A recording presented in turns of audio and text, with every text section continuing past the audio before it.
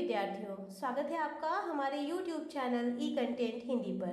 आज हम हिंदी व्याकरण पढ़ने वाले हैं, जिसके अंतर्गत हम पढ़ेंगे अव्यय। इसमें आप जानेंगे अव्यय की परिभाषा, भेद और साथ ही साथ 10वीं की जैक बोर्ड परीक्षा में इससे पहले पूछे गए प्रश्नों के उत्तर। इन शब्दों को देखिए: जब, तब, अभी, ऊपर, वहीं, इधर, कब, क्यों, वाह, आह, ठीक, अरे, और, तथा, एवं, किंतु, परंतु, बल्कि, इसलिए, अतः, अतएव, चूंकि, अर्थात इत्यादि। इन सभी शब्दों का जब हम वाक्य में प्रयोग करते हैं तो लिंग, वचन, कारक, पुरुष इत्यादि के आधार पर इनमें कोई परिवर्तन नहीं होता, यानी ये शब्द हर स्थिति में अपने मूल रूप में ही बने रहते हैं। तो ऐसे शब्दों को हम अव्यय कहते हैं, यानी अव्यय शब्दों का रूपांतर नहीं होता, इसीलिए इन शब्दों को अविकारी भी कहते हैं। इनका व्यय नहीं होता, इसीलिए इन्हें अव्यय कहते हैं। तो इस प्रकार हम कह सकते हैं कि अव्यय ऐसे शब्द को कहते हैं जिसके रूप में लिंग, वचन, पुरुष, कारक इत्यादि के कारण कोई विकार उत्पन्न नहीं होता। आइए अब हम अव्यय के भेदों को जानते हैं। अव्यय के मुख्यतः 4 भेद हैं। पहला क्रिया विशेषण, दूसरा संबंध बोधक, तीसरा समुच्चय बोधक और चौथा है विस्मयादि बोधक।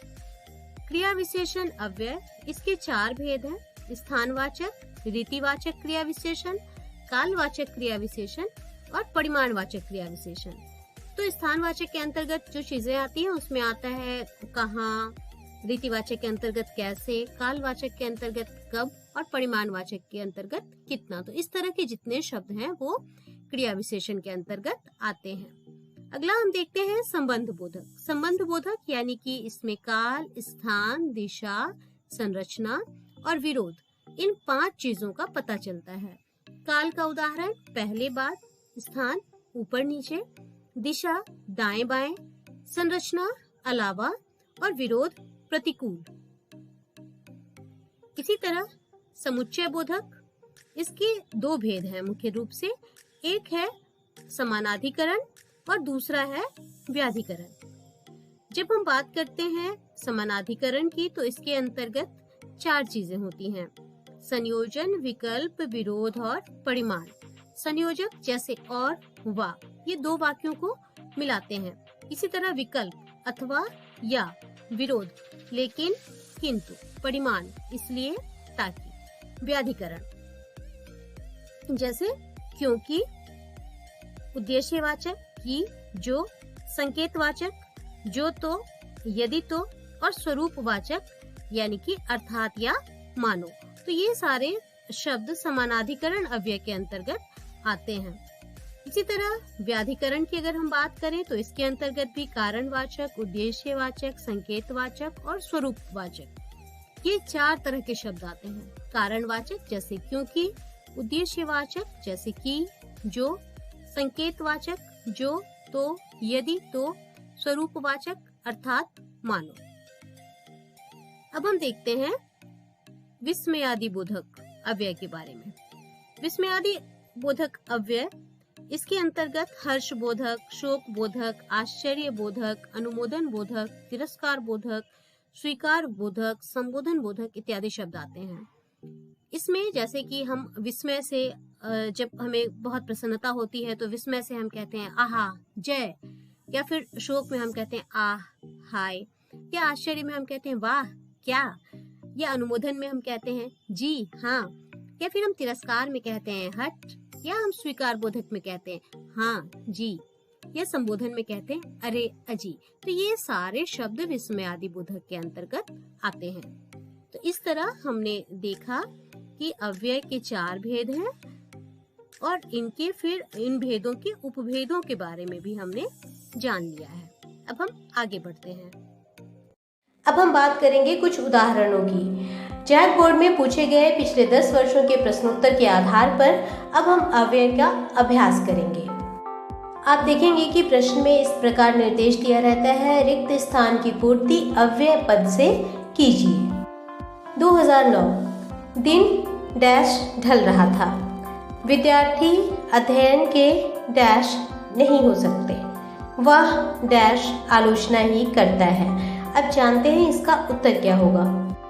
दिन जल्दी जल्दी ढल रहा था, विद्यार्थी अध्ययन के विरुद्ध नहीं हो सकते, वह सदा आलोचना ही करता है। 2010 चीखो मत डैश बोलो। बच्चा बहुत देर से डैश रोता रहा, डैश क्या छक्का मारा है। चीखो मत धीरे बोलो।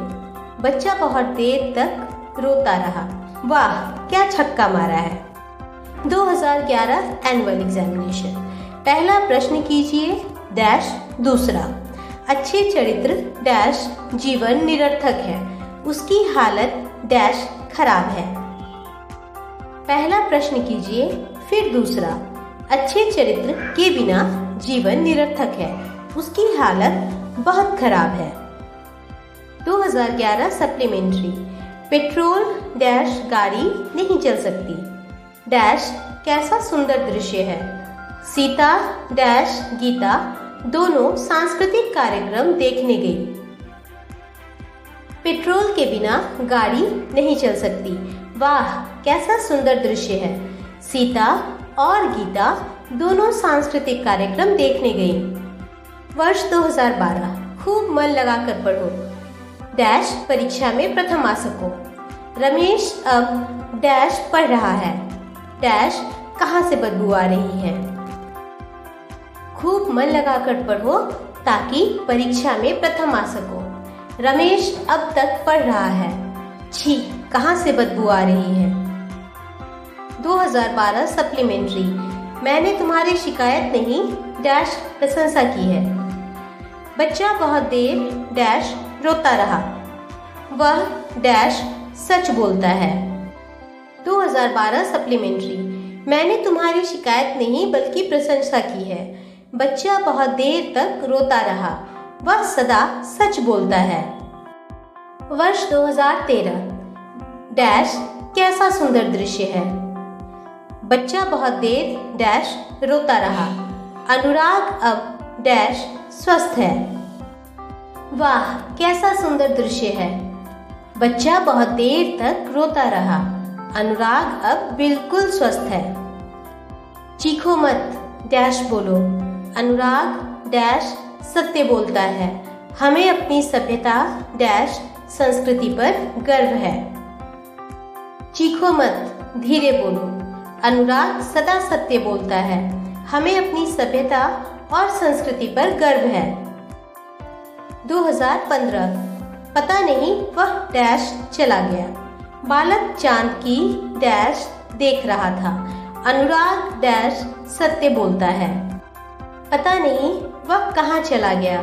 बालक चांद की ओर देख रहा था, अनुराग सदा सत्य बोलता है। वर्ष 2016। मैं उसके विचारों से डैश सहमत हूँ। डैश बोलो कोई सुन लेगा, वह डैश आलोचना ही करता है। मैं उसके विचारों से पूर्णतः सहमत हूँ। धीरे बोलो कोई सुन लेगा, वह सदा आलोचना ही करता है। वर्ष 2017। मेरा विद्यालय मेरे घर के डैश है। अच्छे चरित्र डैश जीवन निरर्थक है। भारत की सभ्यता डैश संस्कृति प्राचीन है। मेरा विद्यालय मेरे घर के पास है। अच्छे चरित्र के बिना जीवन निरर्थक है। भारत की सभ्यता और संस्कृति प्राचीन है। वर्ष 2018। आज धन डैश कोई नहीं पूछता। पता नहीं वह डैश चला गया। डैश कहाँ से बदबू आ रही है। आज धन को कोई नहीं पूछता। पता नहीं वह किधर चला गया। छी कहाँ से बदबू आ रही है। वर्ष 2019। वह डैश विद्यालय जाता है। अनुराग डैश आलोचना ही करता है। डैश तुमने अच्छी तरक्की की है। वह प्रतिदिन विद्यालय जाता है। अनुराग सदा आलोचना ही करता है। शाबाश तुमने अच्छी तरक्की की है।